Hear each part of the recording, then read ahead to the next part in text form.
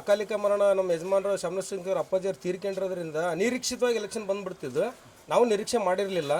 ಅವ್ರ ಅಪ್ಪಾಜಿಯವ್ರು ನಮ್ಮ ಆಶೀರ್ವಾದ ಎಲ್ಲ ಇಡೀ ದಾವಣಗೆರೆ ಜನತೆ, ಇಡೀ ದಾವಣಗೆರೆ ಡಿಸ್ಟಿಕ್ಕಿಗೆ ಇತ್ತು. ಈಗ ಅವ್ರು ಇಲ್ಲದ ಕಾರಣ ಈಗ ಅವ್ರ ಮನೆಯಾಗೆ ಒಂದು ವಂಶದ ಕುಡಿಗೆ ನಾವು ಟಿಕೆಟ್ ಕೊಡ್ರಿ ಅಂತ ನಾವು ಆಗ್ರಹ ಮಾಡಿದ್ವಿ. ಅದೇ ಪ್ರಕಾರ ಅವರು ಭಾಳ ಶ್ರಮಪಟ್ಟು ಟಿಕೆಟ್ ತಂದಾರ. ಇದು ಕೆಲವ್ರ ಮನಸ್ಸಿಗೆ ನೋವು ಆಗಿರ್ಬೋದು.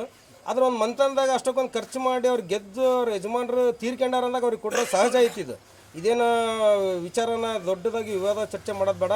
ಅದಕ್ಕೆ ಎಲ್ಲ ಸಮಾಜದವ್ರೂ ಎಲ್ಲ ಮುಖಂಡರನ್ನು ಮನವೊಲಿಸ್ತಾ ಇದ್ದೀವಿ. ಆಮೇಲೆ ಅವ್ರ ಅಪ್ಪಾಜಿಯವ್ರ ಕೆಲಸಗಳ ಕಾರ್ಯಗಳನ್ನೆಲ್ಲ ಭಾಳ ಶ್ಲಾಘನೀಯ ಅದಾವು.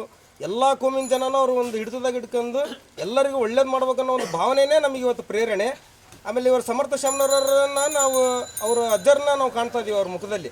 ಆ ಒಂದು ಕಳೆ ಅವರು ಬಹಳ ಸರಳ ವ್ಯಕ್ತಿ. ಇವತ್ತು ನೀವು ಯಾವುದೇ ಒಂದು ಗಲ್ಲಿಗೆ ಹೋರಿ, ಯಾವುದೇ ಒಂದು ಇದಕ್ಕೆ ಹೋರಿ, ಬಹಳ ಸಾಧು, ಭಾಳ ಸಜ್ಜನ ವ್ಯಕ್ತಿ. ಬಂಗಾರ ಚಮಚ ಇಟ್ಕೊಂಡು ಹುಟ್ಟಿರೋಂಥ ಮಂತಂದಾಗ ಅಂಥ ಹುಡುಗನ್ನ ನಾವು ಜನ್ಮದಾಗೆ ನೋಡೋಕ್ಕೆ ಸಾಧ್ಯನೇ ಇಲ್ಲ.